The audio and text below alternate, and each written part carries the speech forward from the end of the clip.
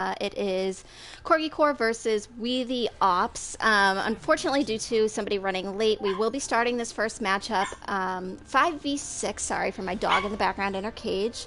Tonight you have Jibba and Crypto, who's going to be on Poke Court half the time, doing the game for you. I will not be. Not during the game. That's usually Bambi. Pause works, good. So, watching these teams go at 5v6, the amount of meaningful... Oh, or Corgis... No, Corgis aren't. Jack was supposed to be on support. Bonjour. The amount of meaningful analysis we're really going to be able to provide... How do I force start this without somebody?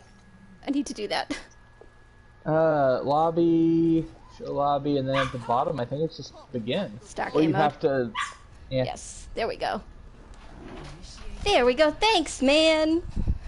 I thought we were going to see the Jackalosi Widowmaker, and I was just so prepared. Are they going to have AJ play DPS? Unfortunately, he's not in time for this game. We've already started, and nobody can join in. Yep. Well, for next map, although he is technically in. Ready for battle. He's being removed to spectators. Sweet, it's Crypto and Jibba. Yo, Sweet, what up? And Tina, how are you?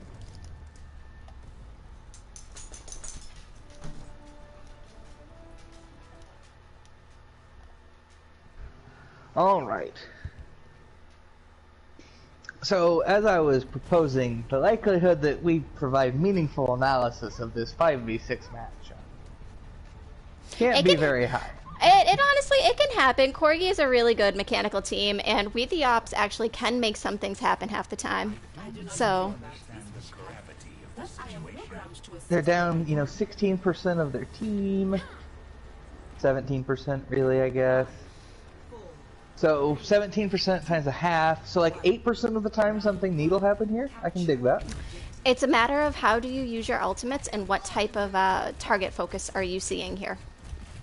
Sigma Diva coming out on the side of WeTheOpps. Very interesting composition. Zelda, I miss you too. As does Java, if you couldn't hear her. So I really like the back out there from Magic Man. They knew they were going out of mech. They kind of tried to use the corner to their advantage there. Unfortunately, were demeched by Corgi Core, who are doing a very strong presence of both this side ground and on point. I miss you too, Vayne. WeTheOpps actually staying in this very competitively, finding 2 picks, but the suicide does back it off. I think that was more of a really good boop combination from Jack and Ant there than it was a suicide. Yeah, see, we're seeing a lot of boops that are happening between these two here. So I really like that synergy. I am a little concerned. The healing on the side of the Corgi Core is not very high in terms of raw throughput, and if Junkrat were to get lucky, it could actually be a problem. It's definitely not a healing combo that you typically see, nor that is meta or strong, per se. I understand why they're running it. The res on point can be very vital, along with these boops on point. But yeah, if WeTheOpps can do just this and figure it out, they can easily turn some points here. Stripe has had a rough couple of weeks on this May. He's had several ults that he has dropped far too late in fights. In this case, he didn't actually even get it off. It was canceled as he died. We only saw, I think, 1 ult there from WeTheOpps, so I really like the ult management that they're kind of working on here. Corgi Core is incoming with 4, almost 5 ults, so it is scary and dangerous here. Honestly, with only 1 DPS, oh, that was a fat rock Hulk combo. That pretty much probably seals this fight. Don't you? Drowsy, weirder things have happened, honestly. A very aggressive shatter coming out of Andrew. Yeah, sometimes I think you try to use ults to try and turn the tide of a fight and hope to maybe. I almost wonder if Andrew is hoping to get a couple and then maybe suicide pin them off a point. But unfortunately, just that shield was in place along with that pylon there from your Revity. So Corgis were able to. What was that? The suicide pin I like there. That's a good idea actually. I hadn't thought about that using the boot. We do see Ant going in with the flux. They do drop control of the point to WeTheOpps. Yeah, in a fight like this, if when you are down people, if you can take 2 or 3 with you, definitely could make a huge difference. But WeTheOpps is doing a really, sup Seth, a really good job at separating Corgi here, almost. They have retaken point. I'm very concerned with how Corgis are losing this fight. They lost this fight 30% ago and are still trickling in and trying to take it. They're at a genuine risk in terms of ult economy now of losing this map.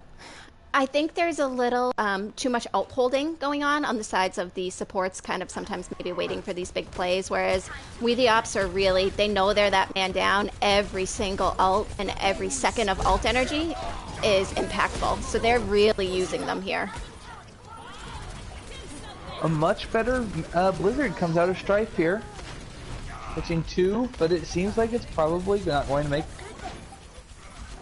enough of an impact. Yeah, so right now, if I was WeTheOpps, this is definitely stall to 99, stall as much as you can, rebuild these ults. Junkrat tire incoming, which can be major. These boops that we're seeing are really doing a lot of work. Nice recovery from your Revity. Yes, that was an incredible recovery switch.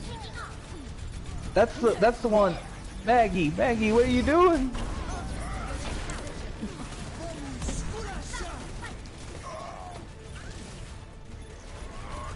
Oh, these fights are all about focus fire and team coordination. And like I said, you got to use these ults as you build them. I know sometimes being down 5-6 in a fight might seem like a surefire win. It's really not. This was Corgis. Yes, really are looking quite flustered. None of their traditional trademark, tight play.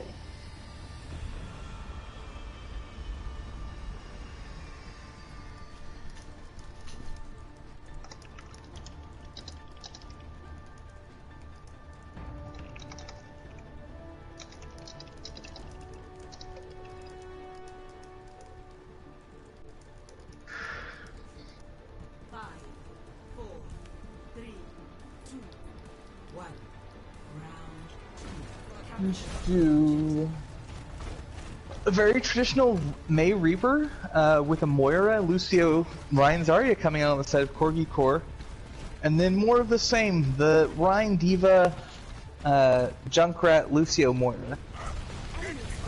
I hope that on this point they can really kind of tighten up and not struggle so hard against this Junkrat spam. No, there's no DC. Sci-fi. We're playing 5v6. Okay, this point control is a little more. I suspect the team has joined on the wrong stream team. Yep. We're gonna let them know that. And away they go. They usually figure that out pretty quick. So, we see WeTheOpps trying to push in here, but in this defensive position the Corgis have set up, like, this is where that 5v6 really is going to come to bite them. Because the sustain here is just a fight. Oh, but your Revity overextends, and Andrew lands a huge 4-man shatter. The Corgis really need to hold their ults here. Oh, Strife, don't do it. Good build there on the side of Corgis, but I'm honestly super impressed with what WeTheOpps are doing right now. You know, I know Corgis are really good and mechanically sound, but considering they are doing this 5v6, I still maintain that WeTheOpps is really using these ults properly, maintaining them, and using them fairly intelligently. They're not going for big 5, you know, 6-man ults. They're literally just trying to make these fights even for them. Indeed. Overall, the ult economy coming out of WeTheOpps is, I would argue, dominant, which is impressive given they're playing with one less ult. It does appear that Corgis have solidly Oh, Jack. Just as we compliment WeTheOpps on their ultimate usage, I feel like we really need to, you know, question some of the Corgi cores. Although that one was egregious enough that could be a fat finger more so than It does look like Corgi's settling into their ults and doing a much better job here. So.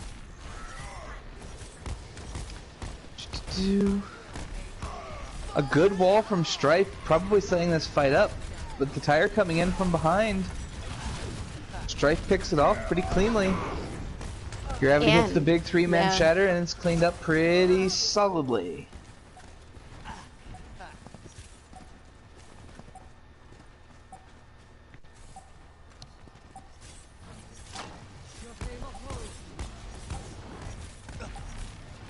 And it looks like this point. Oh, we have a touch. The Moira flanked, but it left her front line open to death. Okay, this is a little more what I was hoping to see out of the Corgi. I mean, at the end of the day, Corgi Core should be taking advantage of, you know, another team being down in this sort of situation. But WeTheOpps is definitely making it very, very hard for them to do such a thing.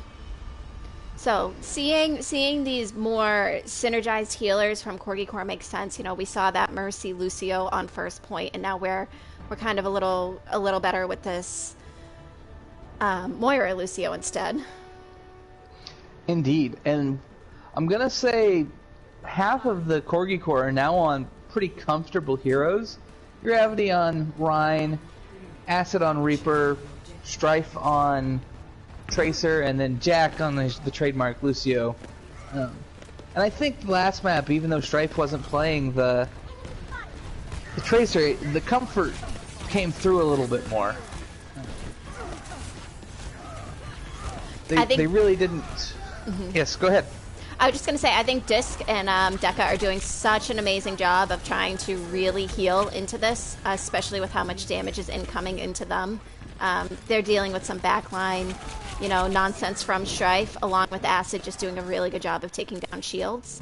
So, this is Corgi's fight to take, but they have to definitely sort of maintain this pressure that they've been putting on since second map. Indeed. I really need... It seems like it's going to be a good thing that this ended up 5v6, because I think 6v6, this would not have been remotely as close as we're seeing, even across that second map, which was relatively one-sided. We do see Gravity going down, but so does Skillmatic, leaving WeTheOpps with no DPS. Andrew with a nice pick on Acid, though. And I'm going to say this is going on the side of WeTheOpps. We do see Skillmatic swapping over to Vifara. But And the Hopkins. stall coming from the Corgi Core is very strong. And Hopkins doing a really good job of staying really high charged here, along with staying up from Mag Dragon and Jack. Ooh, but that counter shatter there. That was the classic young Reinhardt move of, you think, I'm going to shatter and I'm going to charge him. And then you shatter and don't shatter anybody, but you still go aggro, and the other Ryan's like, okay, smack. Mag and I was going to say, Mag and Ant are doing such an amazing job of stalling this point, so WeTheOpps can't turn it. Yeah, WeTheOpps aren't even close to turning this point right now. Everybody's back, they're using support ults. This is more what I expected to see out of the Corgi Core 5v6. or 6v5, I guess, as it were. And we're deeply in last fight territory with 4 ults for the Corgi core and probably a Cole only for WeTheOpps. The ults on Corgi core are big as well. Really nice Although Ant eat does there. get his...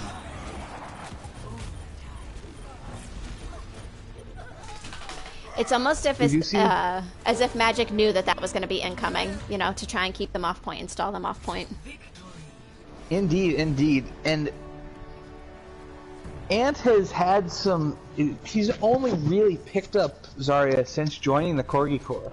I think he's had something like 10 or 15 hours when I checked before the game.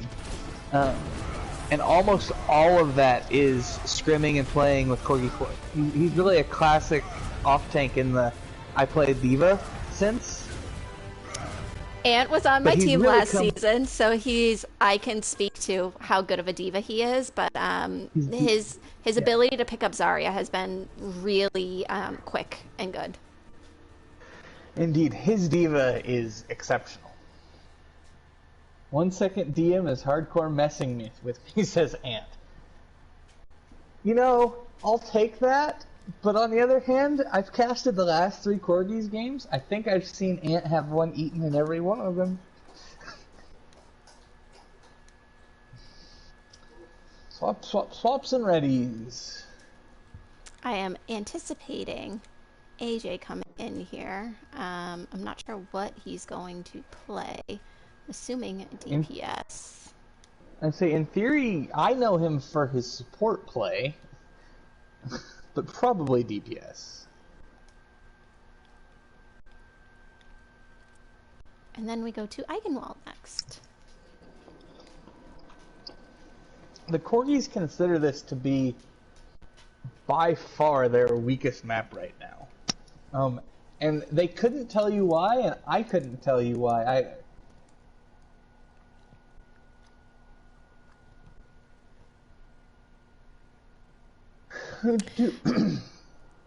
Some people, it's funny, some people really struggle on control maps. I know my team last season and even my team this season in Tier 2, control maps are definitely not our favorite, not our strongest. But when it comes to like payload in these 2 CP maps, it's just that's sometimes where you're more dominant. Sometimes it's that, you know, not getting to point at the very same time where you have that positioning to set up really helps one team over the other. But other times it's just some teams just really brawl well. It's an interesting kind of an interesting story for Corgis around that like stylistic change. They were, you know, they're a team that would have continued playing goats if it was allowed, because that was, you know, kind of their original comfort. They were really strong in that comp. They really, you know, played quite well. And then they carried that through playing Brawl all last season. But they're starting to experiment a little bit more. And, you know, we didn't really see it so much that map. But we've been seeing the dive come out from them. And more double shield looks that aren't brawly. You know, a Orisa Sigma rather than the Rein Orisa. And it's, you know, it's pretty strong. I'm pleased with their, you know, growth and development. Kind of in general this season. I mean, any team, you sort of have to develop to what the meta honestly is. I've come from those GOATS teams. I've come from those Rein Zarya teams, and currently in that double shield team. You really like, and you can have people that can do all of those things, but if you don't play to meta and you don't adjust, it can definitely be a little tough.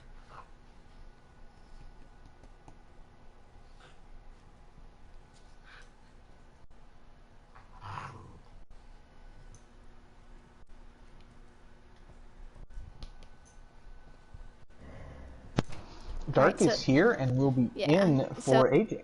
It looks like the fill will not be happening.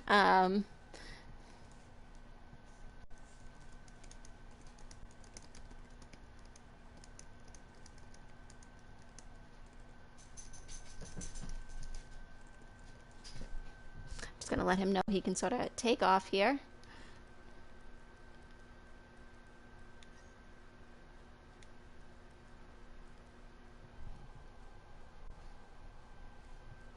So we have a ready from one team.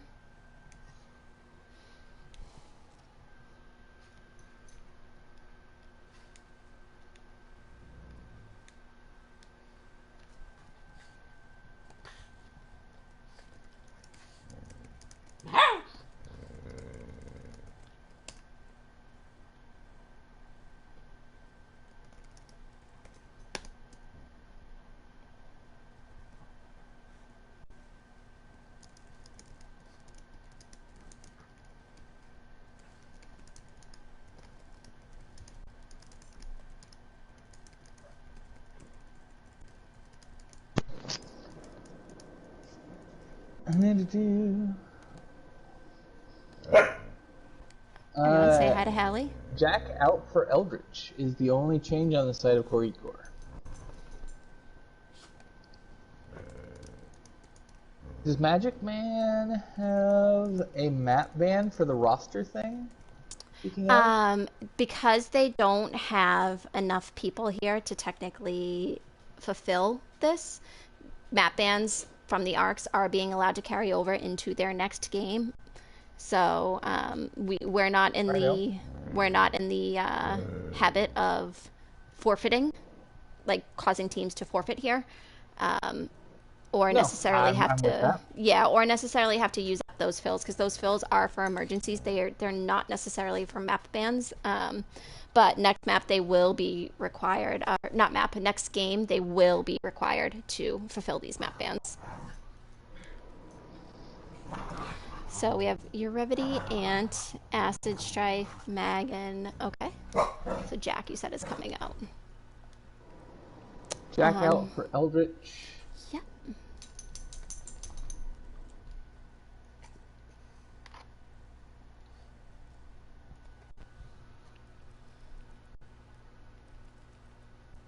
And we just need a ready from Corgis here.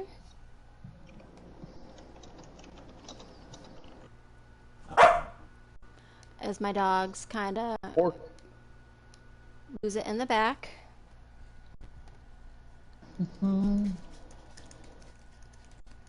Bloods wants to know if they can spectate while they're...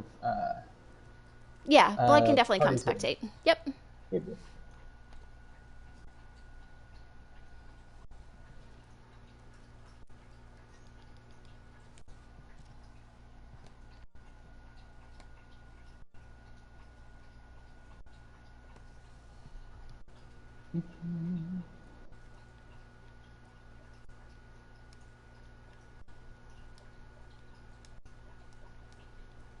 All right, so we're gonna go.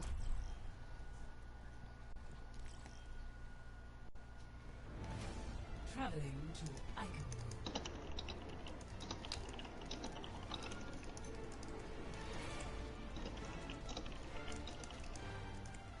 Initiating match.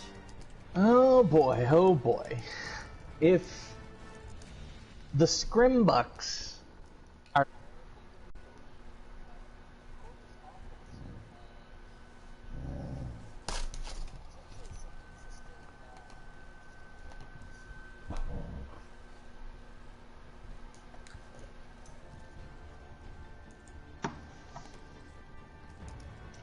Ready for battle. Bloods, welcome. So on the defense, we're seeing double shield brawl, Strife on the Rat, Maggie on the Mercy, Eldritch on Moira, and then Acid on Ash. On the offense, you know, who knows what spawn baiting might show, but we're seeing Rhine Diva, Sombra, Ash, and then Moira Lucio, really enable that Reinhardt kind of a support line. And it does seem that is what they will be continuing with.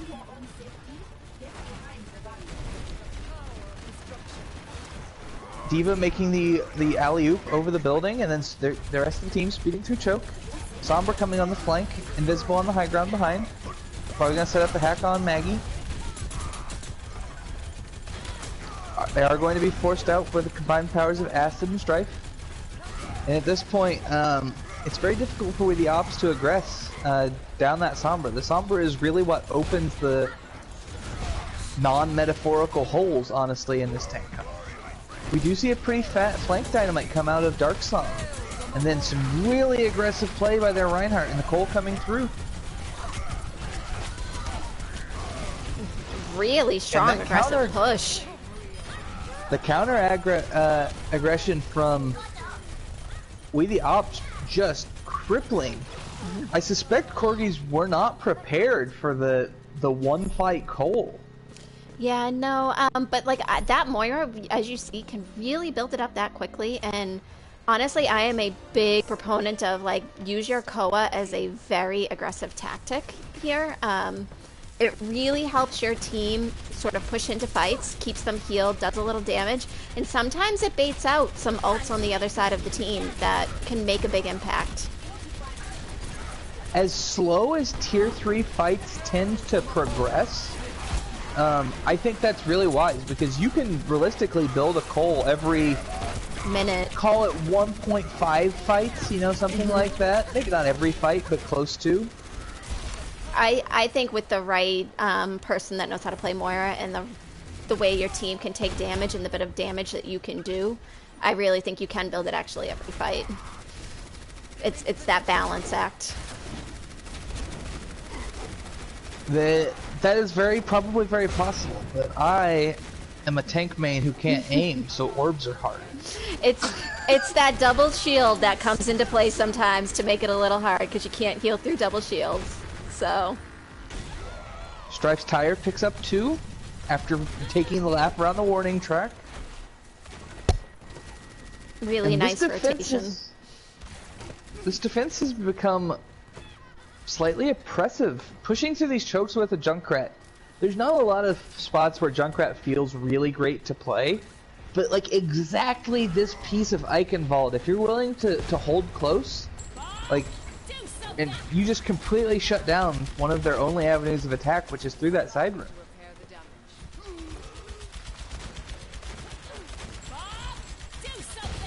Really nice placement from Dark on where they're playing Ashe and that Bob in the background. Sort of just doing a little damage. Nobody paying attention to it.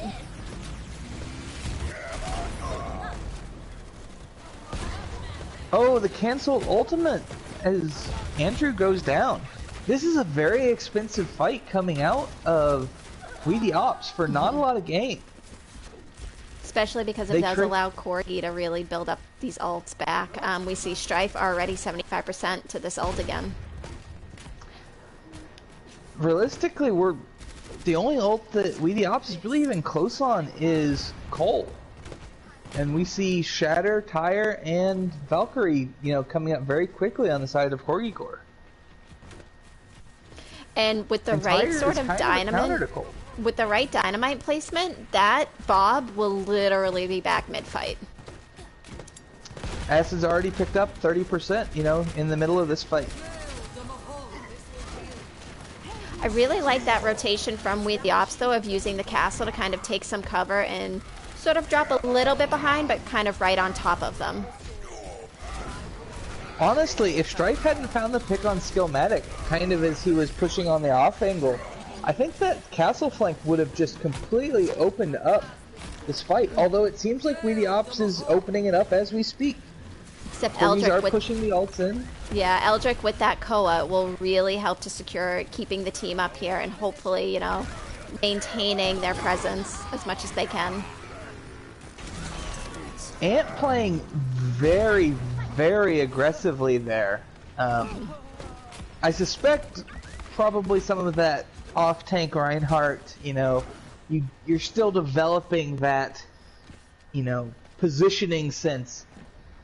Because he took so much damage, blocking basically just himself as his team was further back around the corner. Yeah. I think there were a little few too many ults there invested from WeTheOpps. They used Hammer Down, didn't really get anything. They used Tire, which did clean up the fight. I think there was a miscommunication between the DPS because High Noon also went off, which, you know, totally okay. We're already almost 60% back to that High Noon, and we do see WeTheOpps kind of pushing this point in anyway. But in a dangerous fight, that kind of over ulting can really sort of cost you the momentum that WeTheOpps is having right now. Indeed, this Strife tried to tire jump from the high ground onto the bridge, and he shorted it, and that, like, getting negative value effectively from the tire, because he not only did he not get anything out of tire, but he also wasn't. Oh, that's a huge bomb. That is a massive bomb. Beautiful coordination between the two tanks there. Definitely have to applaud them for that. Oh, if Corgis don't get this recontest, it's going to feel very bad. And Ant chokes his rollout just a hair. Oh, going down with Cole, Mercy ult, Bob, and it's Supercharger. That's tough. It hurts. Yeah. It just hurts. But fighting against a Junkrat and a Diva with a Rein, it's so hard. Sometimes you really have to be on top of your tracking, and it's really hard to not, you know, once that Rein Hammer Down comes in, it can be the end of a point for you, because it's either the hammer, or I'm sorry, either the bomb or the tire incoming to do some damage like that. And while I love Lucio to sort of negate that damage, sometimes that's when you need that bat, because you play back more, you don't play up with the team, and then you have that Immort field to really help counter that sort of dangerous combos that you see. But really, just really amazing coordination there from WeTheOpps, honestly. I think Corgi Core can really kind of push this back, though.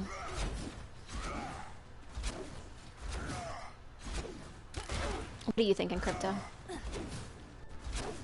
Did you mute yourself? I think I am muted. I've been so talking. I'm trying to like quietly like interact with you, and I'm like, he must be muted. I'm gonna just quietly point that one out. No. So, I was going to say, with the exception of the last 2.5 fights, that was really not much of a role by the Corgi Core, and I think this, you know, does have the opportunity to come back, especially with the early picks coming in from your Avity. Although Skillmatic just destroys the mid fight, picking up 3, 4. Any tips for getting out of bronze? We'll give you some tips in between the matches here. I'll definitely circle back around to you, Aiden. So, looking back, we're seeing the Symmetra come out of WeTheOpps, which is just a very annoying, you know, comp to play here. And we're also seeing what I think is probably the stronger defensive option with the Baptiste, especially with the kind of aggression that the Corgi Core are putting out. Just the second or two that Bap ult will buy you is so valuable. Although we do see Skillmatic going down to Acid already. With Cole coming out, Corgis will push through, but oh, the 5-man shatter! Lost that bomb follow-up. So, and we have some leg stretching here. Tactical crouching in case Stretch swaps Widow, you know? Yes. But this sim little choke point here that they have to push through, definitely got to turn, focus those sim turrets down, because not even if they slow you down, they just really eat at your health and help sim build up every little bit of ult that she needs and wants to kind of contest you here. We do see Strife swapping onto the Pharah. This is a new look for Strife. Wow, Corgi Core are doing really well in this little room. I'm very surprised by it, because with a Junkrat and a sim in a little room, it's definitely a bit of a questionable rotation, but I like it because they knew there were no sim turrets there, so they kind of baited WeTheOpps into challenging them there. Took out a good amount of WeTheOpps, and then made the proper rotation through middle. The Pharah swap really punished the choke like centric playstyle they were having with the Junkrat and the Sim, you know, forcing the damage just really come through on that choke. And Strife said, "No, you know what? I'll go over your choke. Who's Yeah. gonna shoot at me? Literally none of you. You know, the Baptiste. So maybe somebody launch an orb, D.Va, you know, pester me." A really nice and smart swap, and we do see him now onto the Tracer, which is, you know, classic Strife comfort pick. WeTheOpps did have plenty of time to reset this choke point style hold here, though, which could be punishing. We do see Acid coming around on the high ground with his teleport. And he's probably going to look to drop ult. In fact, he's on the hunt. Oh, he sees it. He's waiting for the field to go down. Hold it, Acid. You don't need it anymore, bud. Well, good fight cleanup. Good fight cleanup from the Corgi core. A little messy. Another probably unnecessary cull from Eldritch. Well, definitely unnecessary.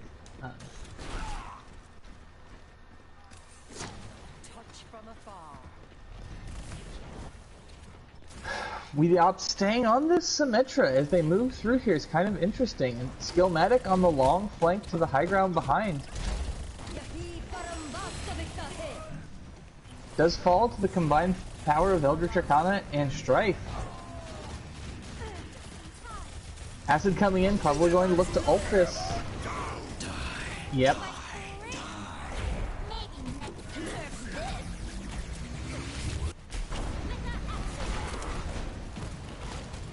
No, Corgis, finish the fight. Ignore the D.Va. We do see the recontest coming through from WeTheOpps, but really the opportunity is just not there. We do see the big telecharge come out with the Sim, but it to no avail. And Corgis now have quite the time bank pushing in here. If they can snowball this as fast as WeTheOpps did, and it looks like they're looking to do just that, like this could be over very quickly. Notably, they're not pushing hard as they really push this here, which is probably going to cost them having to take a recontest fight. We do see both support ults on the side of Corgi core, but only Shatter and Cole. We see ults everywhere happening, so we just saw 4 or 5 ults have now come out for this point here. So one DPS, I think we saw 3 supports, one tank. And this cleanup fight should be very, very winnable for Corgi core. But at They just need to this, stay target focused. yeah, at this point, what WeTheOpps wants to do is definitely stall this point out down as much as they can until the very last couple of seconds. Every second that you can take off a point really matters in these situations, especially when it brings you into a next sort of a rotation here. Indeed, I'm quite surprised we haven't seen the Sombra, or not the Sombra, the May swap from Dart. I think staying on the Tracer there suggests, you know, I understand when you're very close to ult and, you know, you have recontest time, you want to get back fast. But in terms of raw, like, once you recognize that you have lost this point, I don't think there's any better DPS for simply burning time off of the clock than May. Between wall and ice block, and, you know, maybe you catch a freeze on somebody and buy another second or two. But I like the attitude that staying Tracer there with the Pulse Bomb suggests, which is winnable.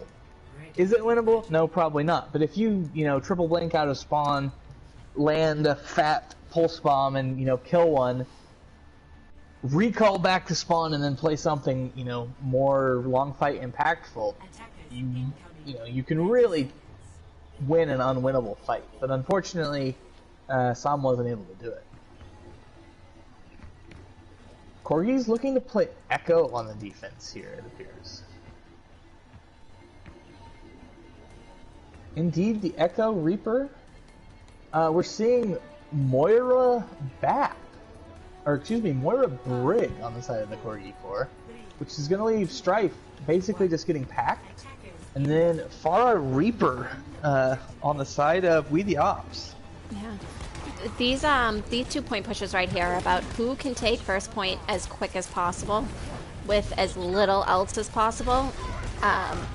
And it's looking really decisive right now for WeTheOpps. Dark Psalm fired 3 rockets and had 40% ult charge. I don't know what Corgis were looking for, or were they not shielding, what the story was.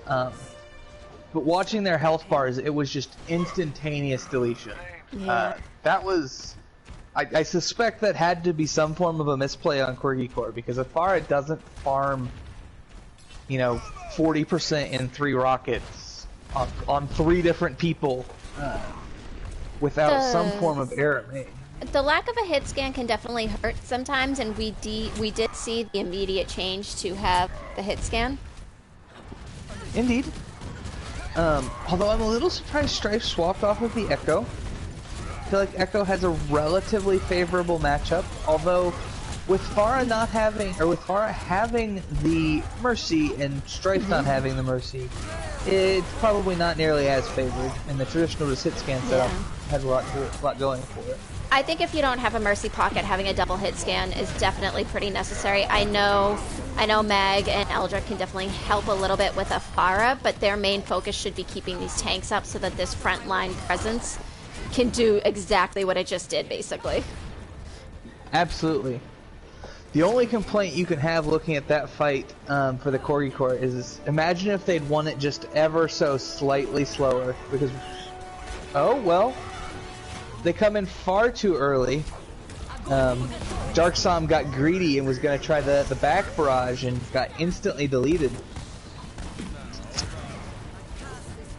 I won't say Corgi Core are in a strong position to win this map, but it's certainly in a passable spot. I think this is winnable, but not easily so. I don't think this is a gimme by any means.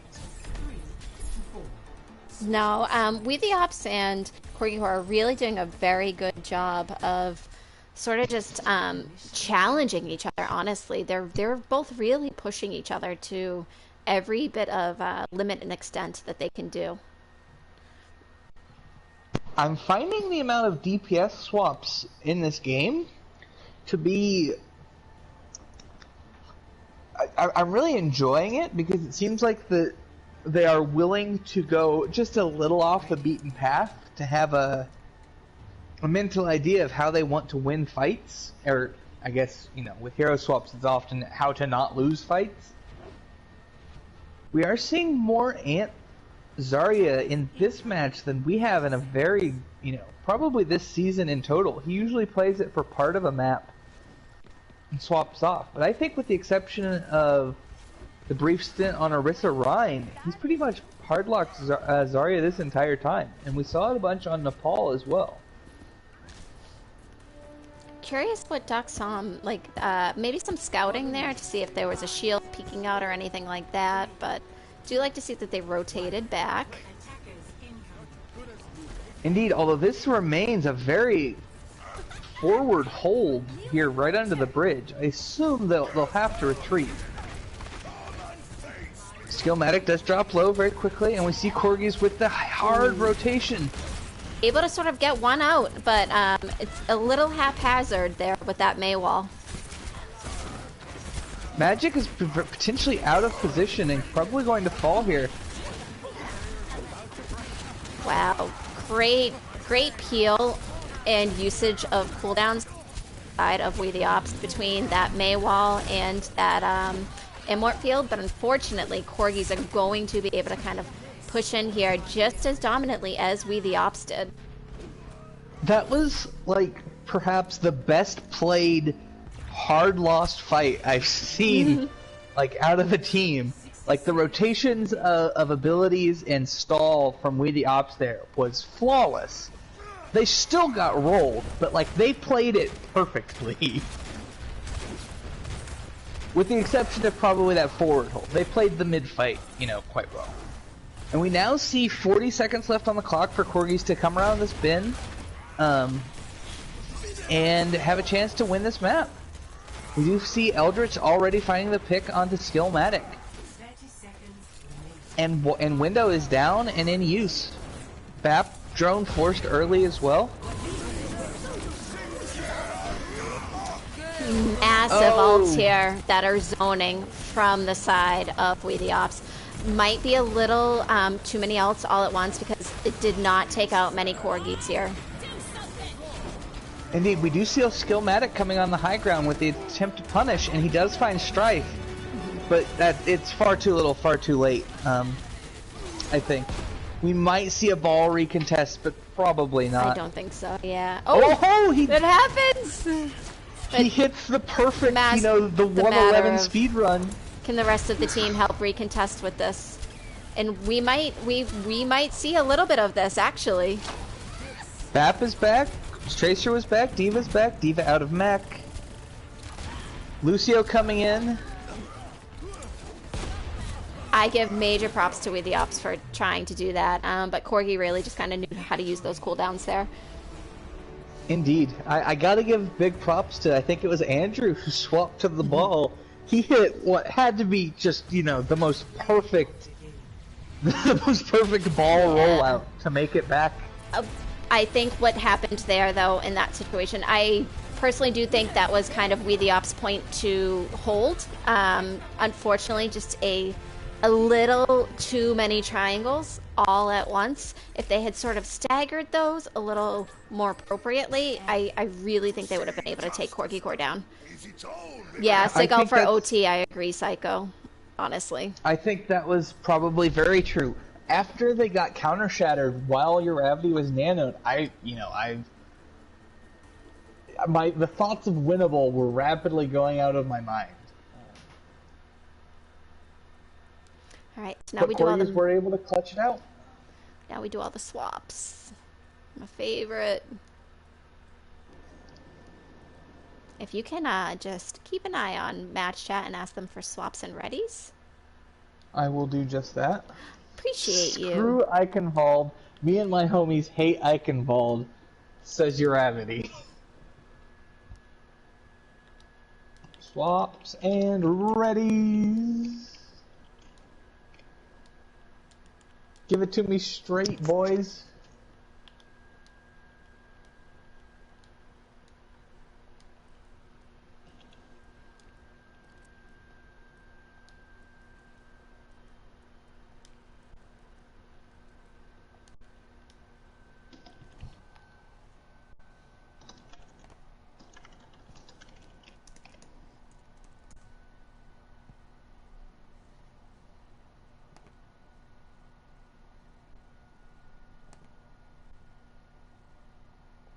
I'm gonna say sorry per usual. I'm looking at like 50 different chats and DMs. So sorry. You're fine. Match chat is chill. Everybody's complimenting each other. So close. Good round. 2-0 at the half chat in favor of Corgi Core. And Matt, who is Outer Heaven? So are these people fan? Aiden, I'm going to address you real quick right now. This is a league. We have 3 different tiers. We have a bronze through plat tier, we have a diamond through masters, and we have a masters through GM tier. This is our bronze through plat tier. A lot of the people here that are in chat are members of our league. We're a Discord league that has around 500 members with 28 different teams in it, something around those numbers. But everyone here basically is watching because we're very close to our playoffs for our season. So every single game right now is super important and it matters. So a lot of the people here are either, supporting WeTheOpps or supporting Corgi Core, or we have people from opposing like different teams that are kind of just checking out the competition, scouting it, seeing what happens in tonight's game and how does it matter in the outcome of the rest of the lineups and everything. If you'd like, I can drop a Discord link here in chat. You're more than welcome to join. We definitely have some requirements and restrictions in regards to our league. So yeah, invite Lake Lurk. Tina's got me. But We to roll back to how to get out of bronze question. We all can definitely help that. I saw a couple of sort of a fun trolley because we're a bit of a fun trolley league, but actual honest answers. Why bronze through, but leave diamonds alone, not like this. So ways to get out of bronze. Honestly, one of the biggest ways that I learned to get out of bronze, and in my first season I literally placed 1900 and dropped to 900. You cannot depend on your team necessarily. You have to play with them. You can't depend on them to get these big brain plays and to do all of these things. You guys, you have to work together. You have to play together.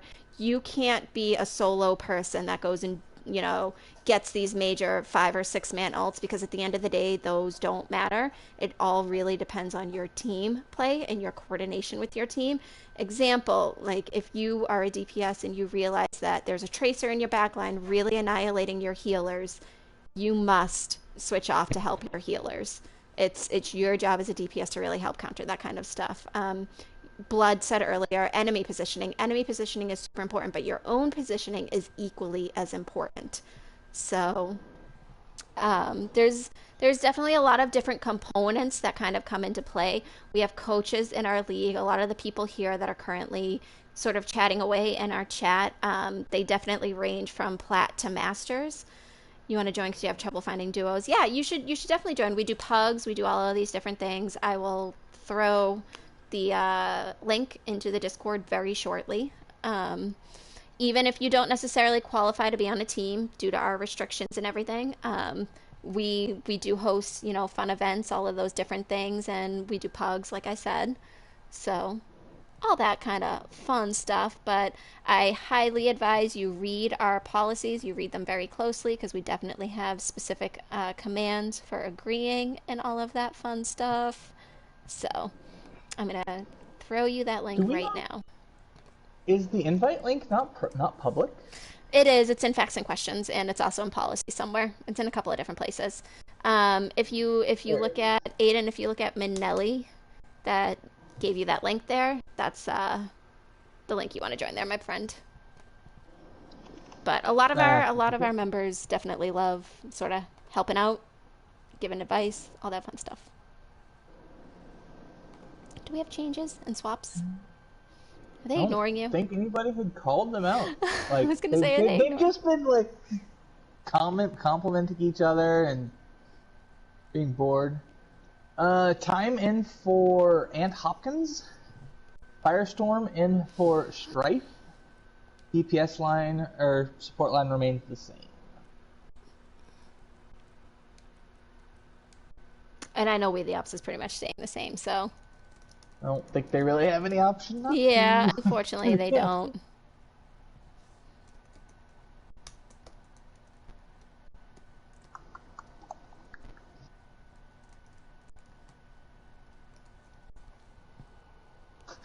I'll consider.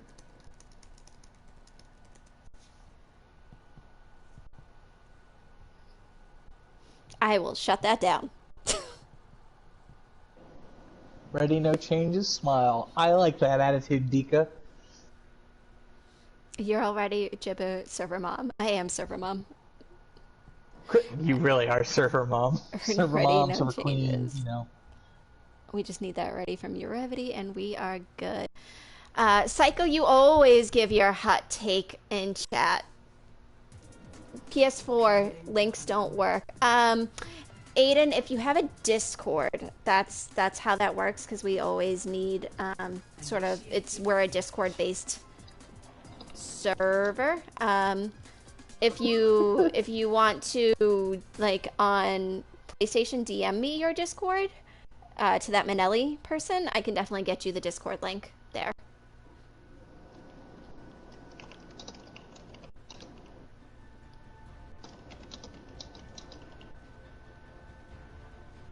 I'll give you right now. I'll give you a private chat here so we can get you into the server here at some point.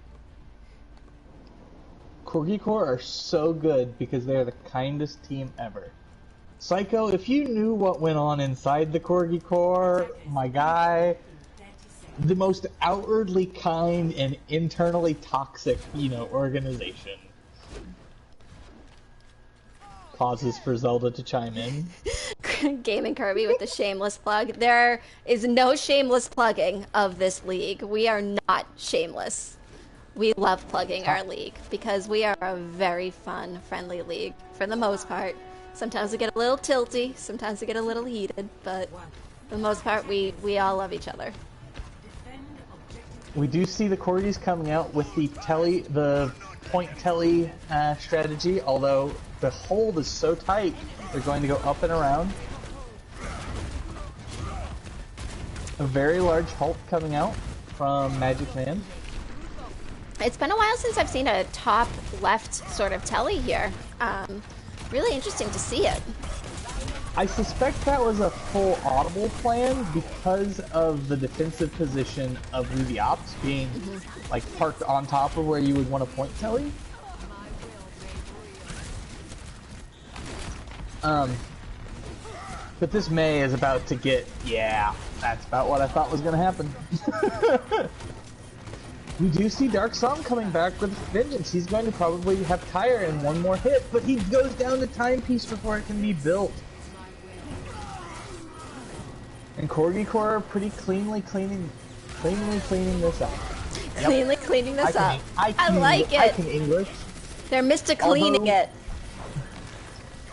Although we see WeTheOpps really not willing to give up, but time, Zarya Beam go brrrr. Finding her second or third in the fight. So if that's how the Zarya Beam goes, how does the Sim Beam go? Is it a choir bird? I think it's like a higher frequency, like a brrrr. It's higher tick rate damage than Zarya's Beam. I do want to compliment WeTheOpps there on, they kind of were already invested in trying to stall that point, so honestly, and they could have chosen to back out and potentially have gotten caught out in that back out, especially if Corgi Core chose to push in. So I do like that they decided to maybe let's play a little aggressive, see if we could take somebody out, and give the rest of our team an opportunity to respawn here and get settled on point 2. And maybe take anywhere from 5 to 10 seconds off that map there. Absolutely. I mean, it's worthy of note. I would argue they lost that fight pretty quickly after Andrew went down, and they held that point until 2 minutes. It's a very dangerous spot to be in if you're the Corgi Core. And I really see the opps convert. Yeah, I really liked Andrew's intent there. Again, that was one of those suicide pins that we almost saw, but that halt, I think, from Magic Man might have just kind of taken a couple of people out of position there. But really, WeTheOpps did an amazing job there of meeting that teleporter. They knew it was coming in and meeting it sort of head on. I suspect Corgi Core lost people at the end of that fight and they had to slow spawn. And so when they never showed up at the front door, it became very obvious what was about to happen. And we're now going to see a very... Go ahead. No, I was going to say one thing you got to do is you always got to try and send somebody up like one way to sort of be that distracting, or even make them touch point to make you turn around and then you send everybody. You got to play those mind games, especially against smart teams. Again, we see a pretty successful fight come out on the side of WeTheOpps, but very expensive in terms of ultimate usage, with both DPS and both supports lacking their ult for the next fight. And on the opposing side, we see one DPS ult, one tank ult, and both support ults come out. I like Meg's positioning where she's actually hiding right now while she's waiting for the rest of her team to return here. Really smart of her not to over-engage, she actually didn't throw a heal orb or anything like that. That's a great teleporter. She didn't try to heal, anything like that. I actually really like that they threw that teleporter because that gives off the sound cue. Like, I wasn't being super sarcastic. That gives off the sound cue of a teleporter, which will make the enemy team think, look left or right, when they were literally just coming up middle. again finds the enormous shatter that just cannot pay off, does not pay off. He has found so many late fight 4 to 5 man shatters that just don't, you know, don't find pay dirt. Especially with the Rhine nerfs, with the stun lasting, you know, half as long. It's so much more difficult to clutch out a fight with shatter by yourself. It's, I would argue, even probably impossible. I need you to find out if that was a calculated teleporter or not for me. I'll get the deets. I must after know. The match. Because if it wasn't, I applaud them for how that worked out for them. If it was calculated, I super applaud them for what they just did there. Using a character's sound cues can really, you know, that's why we see, so in our league we don't overly allow voice line spam, but like using Sombra to sometimes be in your backlines, giving a little sound cue here and there kind of disrupts like your team a little bit. So definitely using sound cues can make a difference. We allow teabagging, but not voice line spam. Yes. That's really where how the breakdown. Some might call us a little backwards, but I mean, teabagging doesn't ruin your audio cues and doesn't make the sound cues messed up and the footsteps messed up. Happy Halloween! Happy Halloween! Happy Halloween! Happy Halloween! And they say, and they say, and they say, yep. and they say, and they say, and they say, and they say. My God, I would mute you immediately. Beer! Beer! Beer! Beer! Sorry. Just Suck we can it. cuss in chat. Zelda, you guys can cuss in chat. It's just us on stream that necessarily need to refrain from cussing. It happens on the Overwatch stream, but we refrain from it. But yes, chat's allowed to cuss as much as they want. Overhauled immediately. Incoming. And say, I saw Overhaul was in chat earlier, and I knew as soon as you said chat wasn't allowed to touch what was about to happen. So really nice rotation. I like that Corgi Core are playing to point. It definitely gives them an advantage because they have so much sort of extra coverage here, especially focusing down that main tank. Force the rest of WeTheOpps to sort of back out here. I was going to say, I'm really curious what Sam's plan on the Sombra is here, because, you know, everybody's grouped up in this room. You hack a Reinhardt and he goes, great, I have an excuse, I don't have to shield. You try and hack a Zarya, they pop the bubble. You hack a Reaper and he goes, thanks, you're right next by and I have shotguns. You hack a Junkrat, who cares? You know, like, it's just, there's not a good hack target in this comp. These early picks are doing an amazing job here for Corgi. WeTheOpps really needs to follow up with like 2 immediate picks right now. It's 2 for 2 right now, so if they can just get another one that's kind of in their favor, but unfortunately it just keeps kind of going sort of half and half. Really nice focus from Magic Man trying to take Firestorm down though, especially as this baby diva. WeTheOpps is staying in here a very long time, although they do get rematched, so it'll probably pay off. Ooh, it's a scary run. Very scary run. Very patient on the side of your Ravity though. Also fairly patient on the side of WeTheOpps. They kind of were trying to wait that out, but they did push it in eventually.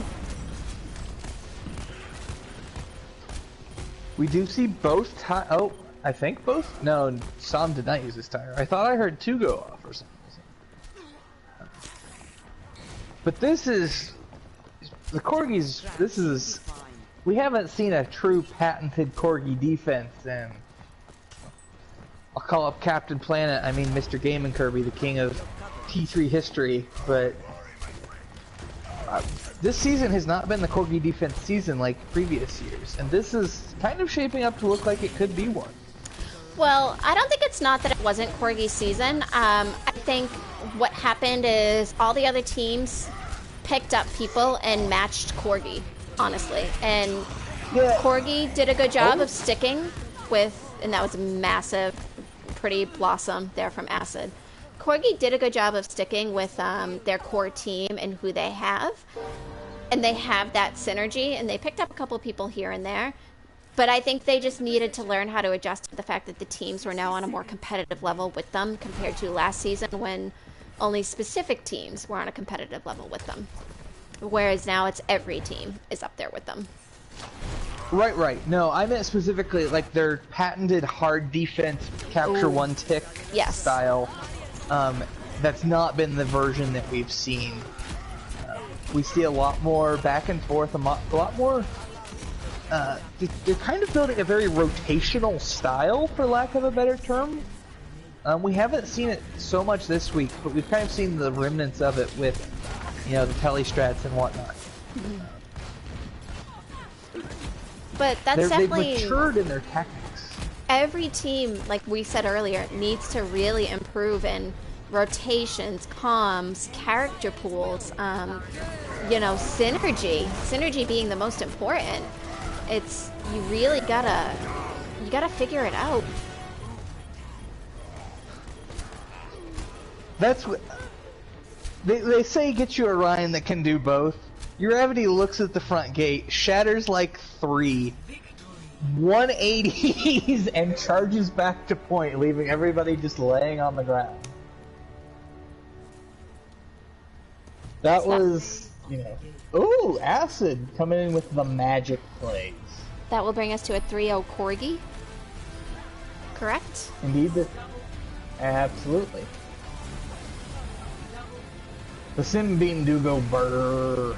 Do go burr. Whatever I said earlier. Very high pitched. Andrew again.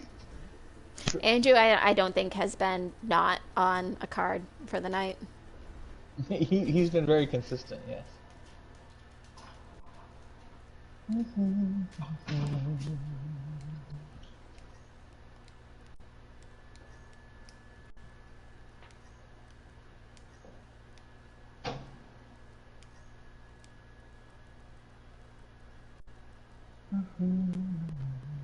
you don't mind asking them for swaps and readies again, and let them take another 20 minutes. Well, Gravity's already dropped the ready. He's gone the... Oh, wait, no, that was before. I was like, he's very excited and quick to drop the ready. Deca says ready. I suspect we might see at least one swap out of the Corgi core. Teblin in for Firestorm, perhaps? I was ready to just do it immediately. Like, wait, is that the real one? I would put $5 on it. Corgis better not touch my peppers here. Otherwise I'm going to be very upset with them.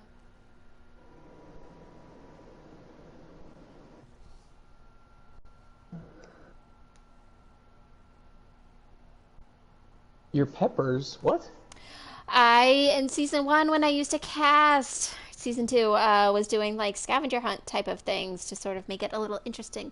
And on Dorado, when you're pushing first point into the market, there's those little pepper stands and the fishes, and then there's like lemons and limes. I find that such a health violation because it's late at night and the fish are out and they're just in the sun and in the heat, and it's gross. And they're right next to these beautiful shining peppers.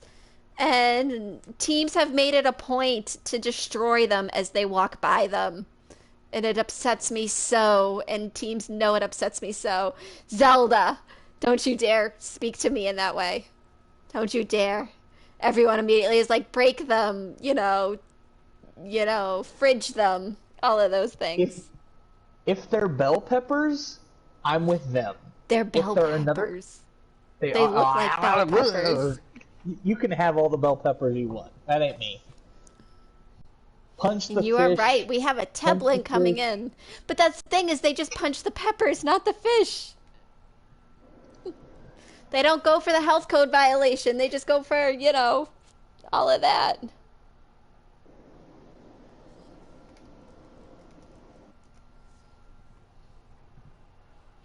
You have to put Ant in for time as well? No, I don't like Ant. Oh, we got the... Welcome to the OWO TMZ. What's your beef with Ant? No. I love Ant. I'm just giving him some nonsense. I don't like it because he won't play with me anymore. Well, he does have a baby. I know. Who is very cute. Well. Ban Aunt Jibba. Ban him. Bah! It's time. Time looking for more playtime. Interesting. Leave my son alone. In the words of ML7, punch the fish for win. Punch those fish for win. It's actually punch the peppers for Wait, win. what? WeTheOpps have not technically won a map. They're on a 22 map loss streak. That's 5.5 matches? That's a lot of wow, especially as reasonably like competitive as it's been tonight. That's a really impressive stat, Kirby. Oh, they've had 3 draws. Well, okay. I don't necessarily think that makes it all that much better. Alright, so we have some roles switching from WeTheOpps.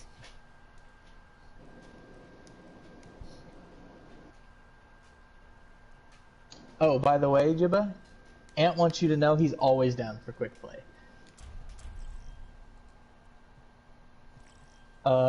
We going. We go. We got readies. We go.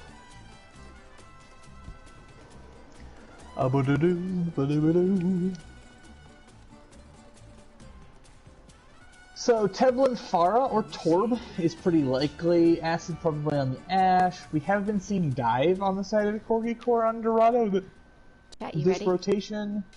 Chat, you ready? Chat. What? Peppers.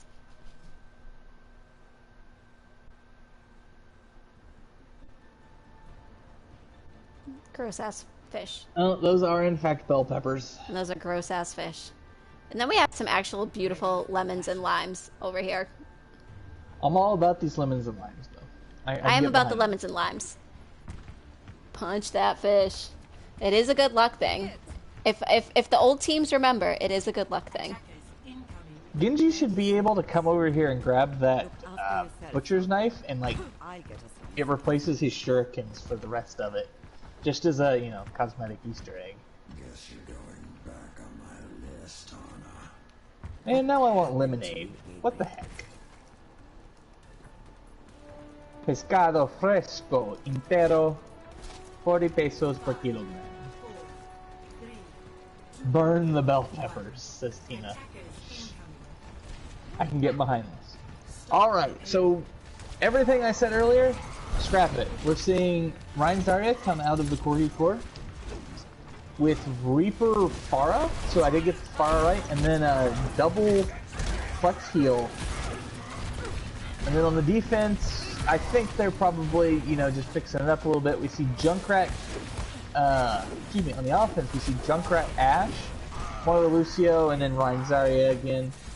Ryan falls early in the fight, as does the Junkrat, leaving not a lot of front pressure. We do see some tactical crouching on that on behalf of your Ravity.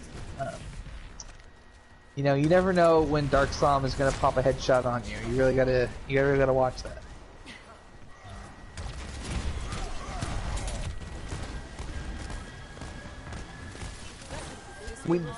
Teams are pretty well squared up here in this hard choke, and we see an incredibly fast Shatter come through. And Andrew just destroys the Corgi core with it. And that is first point take pretty cleanly for them. Really good job here by WeTheOpps, honestly. Hefty Cato, are you of age for one beer?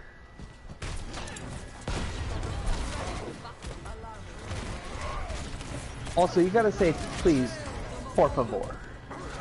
So we see the Cole come out on the side of WeTheOpps. Corgi is again playing pretty patiently. Excellent, excellent. The spam damage coming in from Teblin is likely to become pretty potent as we round this corner.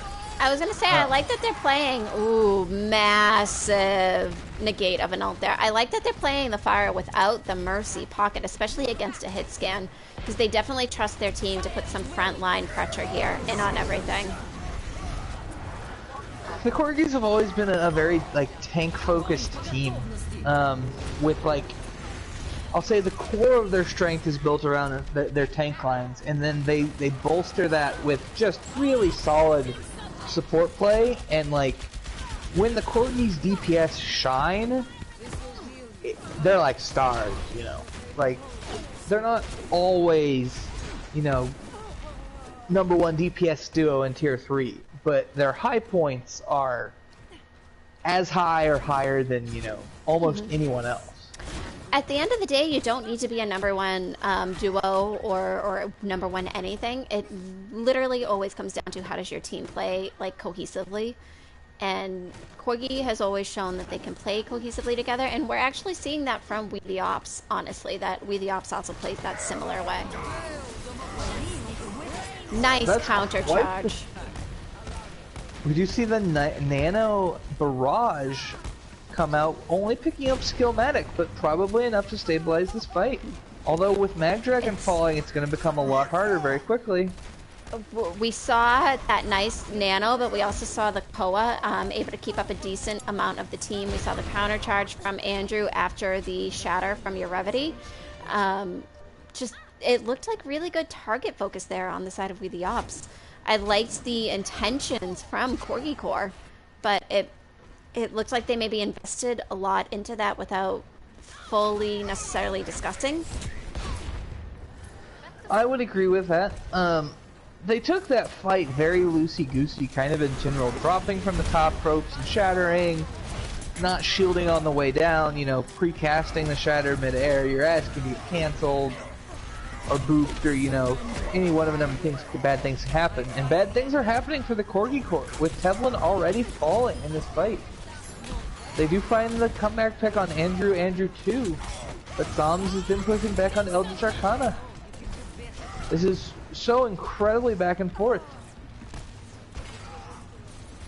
It looks like it's starting to stabilize in the favor of WeTheOpps, however. And in fact, it is very clearly going WeTheOpps' favor. They're going to potentially have an insane time bank if they can finish this match, this fight. I don't understand how Corvo is still alive in this fight. This is incredible sustain from him.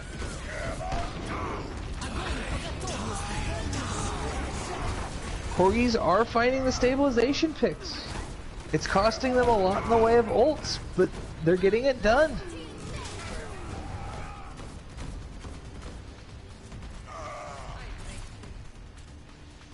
And that's a solid stabilization for Corgi Core. They are left with probably just the Torb ult for next fight, and, you know, I'll defer to Jibba, almost certainly the Cole as well. But we're seeing the Grav come in, potentially Bob mid-fight here on the side of WeTheOpps. Yeah, they should have this Koa within, I would say, 20 seconds of a push. Between the healing that they can get done, I mean on the side of Corgis, between the healing that they can get done and the potential damage output that they can also do, they can fade out. Yep, they should have this Koa. I would not use it in this situation. I would still stall, let the team sort of get back here. The stall coming out of the Corgi supports here is, like, borderline silly. It leaves you down your healers, but it does allow exactly what we're seeing, like these big, massive ults to kind of get back, and now we can come back with a Koa here. And that Koa can make a big difference in helping to keep your team up and engage the team down. I still would use it.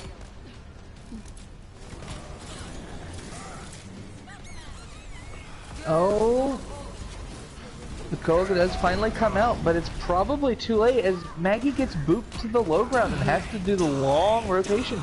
But Acid has his ult, and the opportunity to clean it up here is very real. Any Koa that can help stall a point is always a useful Koa. At the very least, Corgi are buying lots of time here, though. Oh, another large shatter from Uravity. Massive. The beat does Disco. come out. And this tire is likely to finish this fight.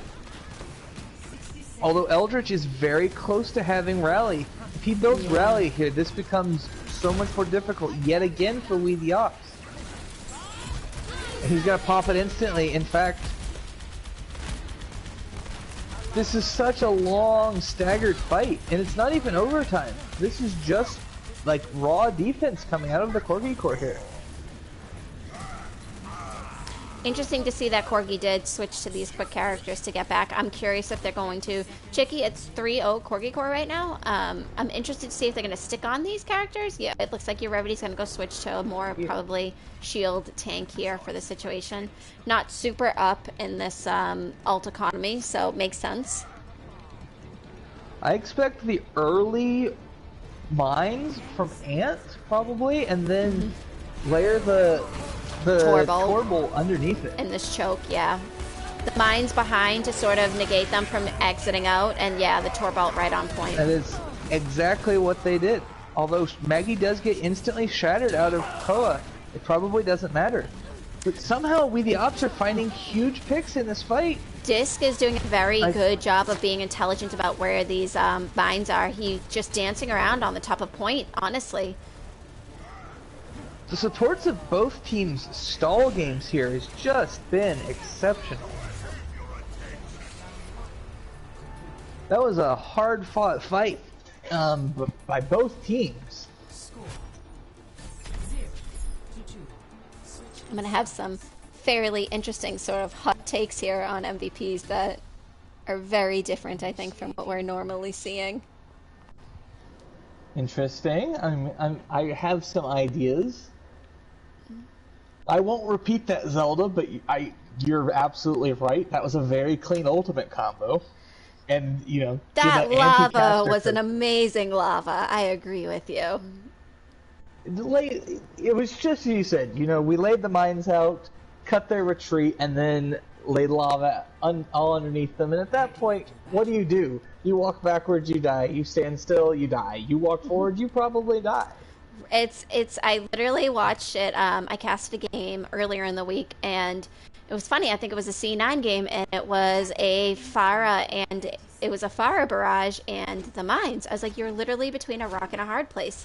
And I feel like almost any time you have mines in your back and any DPS ult in your face, it's so applicable to say, like, you're literally between a rock and a hard place, because where do you go? What's your best option?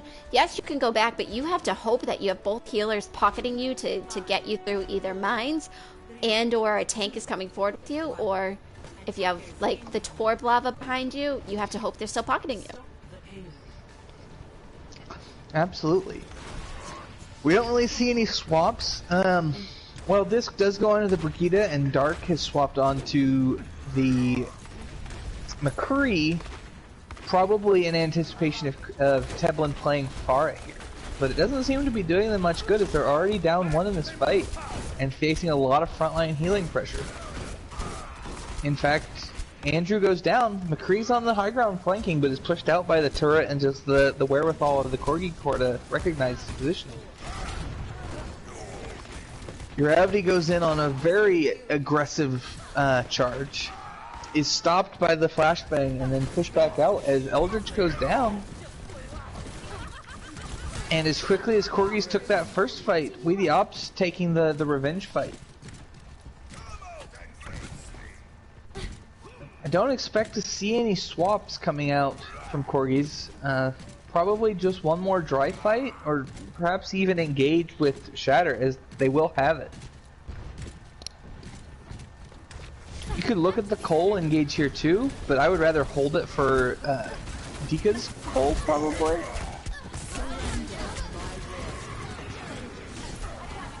And they are just going to take a dry fight and let them ult out, which is risky when you're losing slowly. We've traded the DPS ult and Coalescence for probably definitely Rally, definitely Shatter, and probably Grav. And High Noon is up as well. In this situation, I would use Rally. basically when you see the first person kind of peek around point here, you build that ult up, get everybody, you know, at armor, and then you literally, you're gonna help your Zarya out so much, along with your Rhine to go for this hammer.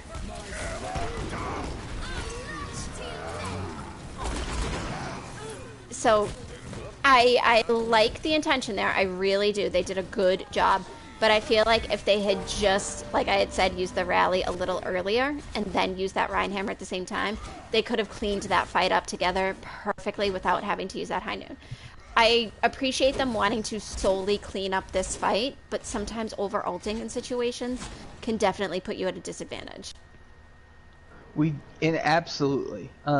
Thankfully, it was only the McCree ult and not something, you know, really impactful. Relatively speaking, they don't really have any setup for the McCree ult outside of grab, and I don't think you really need it for that. But I agree, I don't think it was necessary either. It was a misplay, but not a grievous. You don't need it for grab, but if your whole team sort of like your Rhine and your Zarya can brawl into the grab and take that shield down, that McCree ult can kind of solo fix any of that up. Oh, that's absolutely true. The McCree ult, you know, can absolutely, if you're already swinging in, like, it will end it. It's a very low variance opportunity. Yeah. Sometimes a McCree ult is really utilized breaking shield and just making damage easier for the rest of the team swinging in. Sometimes it's used for those big brain plays where you're flanking. You really have to think about how your ult can be best utilized for a team. Absolutely. And as we saw, that Corgi Core literally, you know, obviously it seems like they're tracking ults. They know what they're doing. They pushed into that fight relentlessly there, unafraid. And also very efficiently. The only ultimates that came out was Uravity Shatter in the previous fight, and now we're seeing the combo of Torbolt and Grab be very successful, though the Tire picks up 2 in the backline, which is going to make this continued damage, you know, much less sustainable. That is such a good combo, especially, and I know that Corgi Core's not playing this right now, but if you play like, you know, it doesn't always have to be a grab. It can even just be a pull, you know, an Orisa pull into that Torb damage. I really like seeing Corgi, you know, comboing those 2 ults, because a big combo can be Orisa with the Blossom, but this is a bigger combo. Indeed, and potentially well, no, that was probably a very reasonable. Another 2 ult combo for an easy fight win. The reason that's getting flexy. Yeah, I was gonna say the reason that's the better combo, like, and the Torb and Zarya is a good combo, is the Reaper will take care of any of that sort of frontline damage to follow up on any fights, and that Rhine can back shield anything going on. Absolutely. We do see rallies coming out on both sides. I don't believe the Shatter catches anything, perhaps just Uravity. We see the grab come out of Ant, and it's cleaned up pretty efficiently by Acid. Tire coming down, but is destroyed by Ant. The counter charge does pick up Uravity, and we see the pull come out on the side of Magdragon. Really punishing the remainder of this fight. Corgis are now coming into last fight territory with 2 minutes on the clock, and no ult economy relatively even, although the early pick from Acid there really punishing WeTheOpps. And Gravity finds a big 3-man shatter that almost prevents the recontest entirely. And with that, this map ends kind of unceremoniously. Going out with a bit of a whimper as opposed to a bang. And that completes the Corgi sweep. 4-0 over WeTheOpps. That brings us to some fun MVPs. Per usual. Indeed. Are we going with me first, or are we going with you first? Lead on. Alright. So I got some weird hot takes here. I'm going to start with my tank line here. So Okay. I want to give, and this is going to give away who I want to give this to. I want to give incredible shout outs to Magic Man for that diva play, especially on Eigenwald, along paired with Andrew. Their tank synergy, you can obviously see, is pretty off the charts. They know what they're doing. They're very in line with each other because we saw that, I think it was like a 6K bomb with the hammer down. Andrew, I do think did amazing along with Urevity. The two of them were really frontline Reinhardts battling back and forth. It was really interesting to see that these two teams rarely went double shield, which is the meta. But I think the two contested each other fairly well. Where I'm going to say the difference happened, and this is my honest to God opinion, is the off tank. I think when you play a Zarya with a Rein versus a Diva with a Rein, it makes an incredible difference. I know Magic Man ate one of Ant Hopkins' ults, but we saw some incredible bubbles from Ant. We saw some incredible grabs from Ant. We saw on first point and just there kind of on last point, the utilization of how an off-tank Zarya can use their own bubble along with having a healer support to stall point. We saw it on Paul, like incredibly, to the point where the entire team of Corgi Core came back to really help Ant Hopkins stay up. But I don't think that would have happened if Ant wasn't using cooldowns properly, along with having Mag to heal him on point. I do think Time did amazing just as well on tank, but for me on tank tonight, I just noticed Ant was fairly high charged. Ant used some cooldowns pretty well to help bail Urevity out of situations, to help bail some other teammates out of situations, to play aggressively and to stall point. I would argue there's only two options for me for tank this evening, and that would be Ant actually was probably my number one pick, and then I also feel like Andrew. Yeah, I'm having a hard time not picking Andrew, but I suspect this will be one of those. Is there, we divide it up based on, the full selection of who we want to give something to, but at the very least, Andrew deserves an honorable mention, in my opinion. An honorable mention. 100%. He blocked so many. Yeah, he blocked and counter shattered. He almost counter shattered every ult from Urevity, and if didn't block it. And Urevity did the same back, honestly. But some of Andrew's intentions, those to take off points, and or sometimes when he did charge in or swing in, And I'm not taking anything away from Urevity because Urevity played 100% too. This is just one of those situations. Somebody played 110%. Urevity had the backup from his team. Maybe Andrew didn't, just as much per se. I can agree. I would argue that, I agree, pretty much entirely.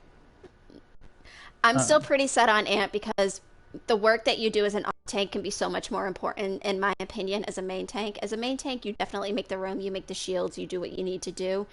But as an off tank, you have to peel for your main tank. You do have to try and keep as much of an eye as you can on your supports in the backline, because while that is the job of your DPS, if you ever have and we didn't see it tonight, but if you have a Genji blade in your backlines, you have to protect your supports. If there's a pin on one of your supports, you have to get that in. If you're trying to keep somebody off point, you got to use your grab in that way. There's a lot more, and I mean this politely, there's a lot more thought put into off tanking than there is necessarily into main tanking. So I would go with Ant. Ooh, that one stings a little bit. I'm a main tank. I know. I'm a main support, and I actually feel the way for off supports. There's a lot more thought put into off supports than there is to main supports, in my opinion. That's interesting because I would go the opposite there too. I would say that main supports are more thoughtful, but flex supports are more mechanically demanding. Main supports jobs usually are just to keep somebody up and just to pour those heals in. Off support's jobs are to look for those opportunities on top of knowing when you need to balance your heals versus your opportunities. And knowing when you need to speed, when you need to damage, when you need to use your cooldowns versus a main support's cooldowns who come online way more often. And then when off supports help stall, so off supports and off tanks help stall points. It's a very beautiful thing to me because it just means they know what they're doing very mechanically. I, you make a very persuasive argument. All right, let's talk. Let's leave that one a little up in the air. Okay. What are you thinking for DPS now? DPS. DPS was really good all night. I think Acid did a great job. I think Skill did a really good job. It's I can definitely go fairly either way with that. I'm not gonna lie though, I do think Skillmatic did some incredible work. Like I think Strife was amazing. I think Firestorm was amazing. I don't want to count anybody out, but those junk tires that we were seeing, and not even just the tires, just the incredible picks that we were seeing. There were super early picks. There was, like we talked about, the rotations that the junk was kind of forcing other teams to make in those situations. Uh-huh. And I don't even want to count Doc Sombra out because Doc Sombra did a really good job when they came back into game. I'm like just still also kind of stuck on like first point when they were 5v6ing and we only had Skillmatic, and Skillmatic was doing insane work. I think Doc Som did a really good job and helped funnel and force people into Skillmatic. I am fairly like, while Acid did amazing and used their ults amazing. Same for like Teblin was insane on fire on that last point. Strife is always an amazing, like I'm gonna keep saying amazing because Boston, so that's like a word that I use. Strife was a really really good tracer. I don't know, just for me, Skillmatic kind of stood out. Okay. Well, I tend to agree. I think Skill had an excellent game. Um,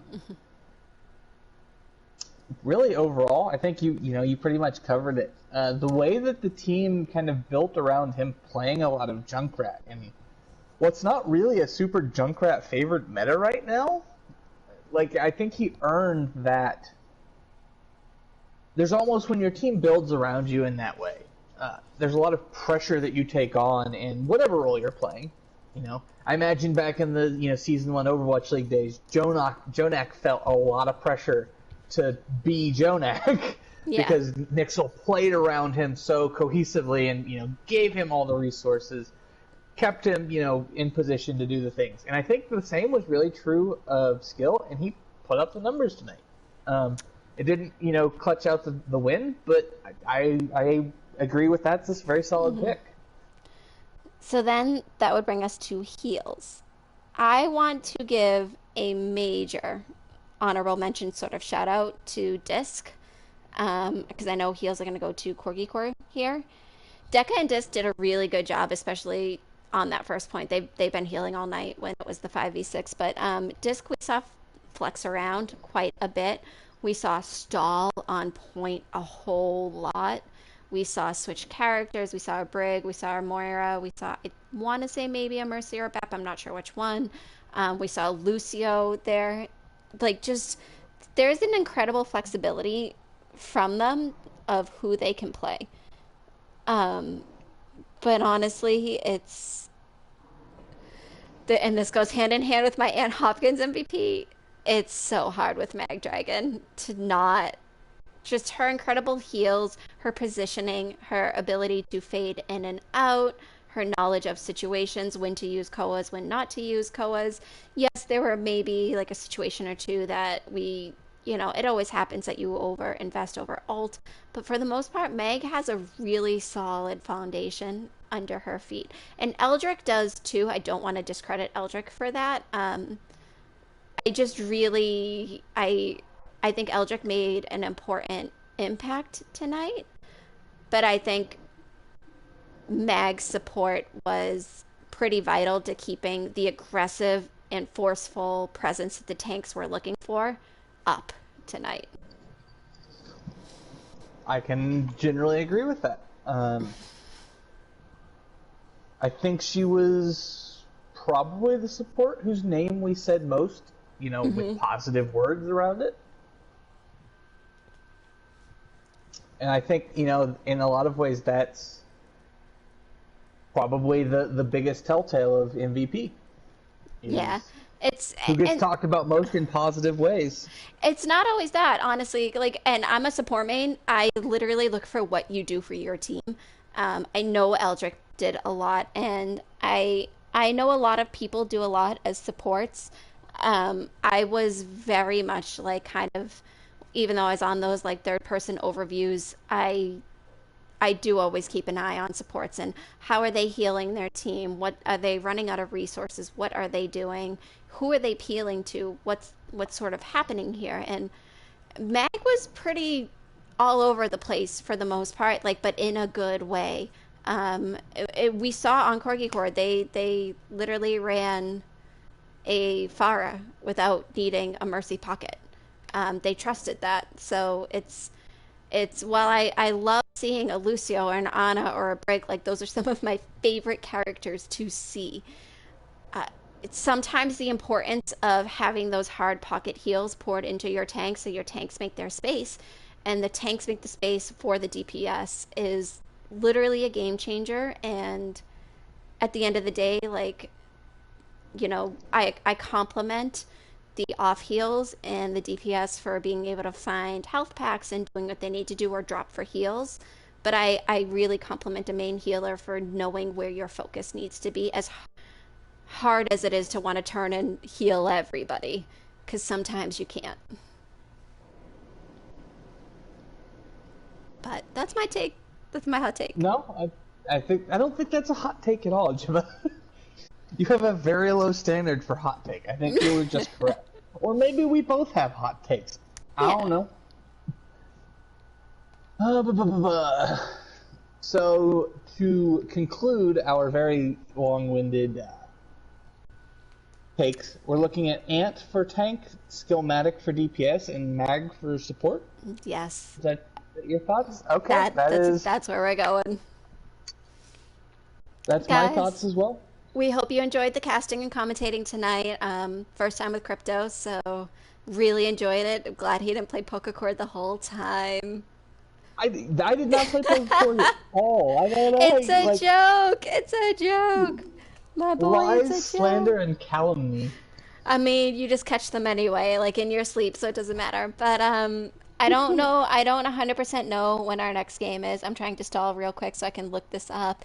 I know there is a Tier 2 game going on right now. I don't know if it's still going on. Where is game times?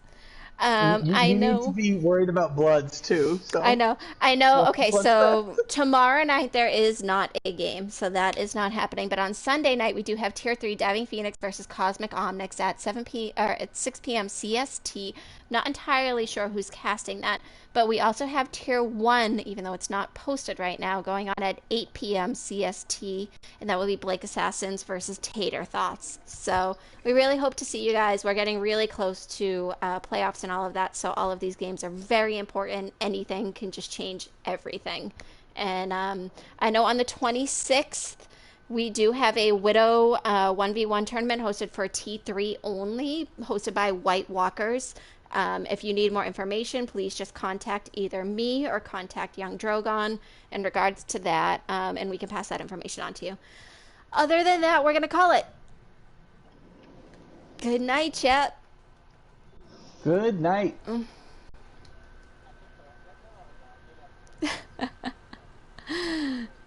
They don't, but I'm going to end it here now, so...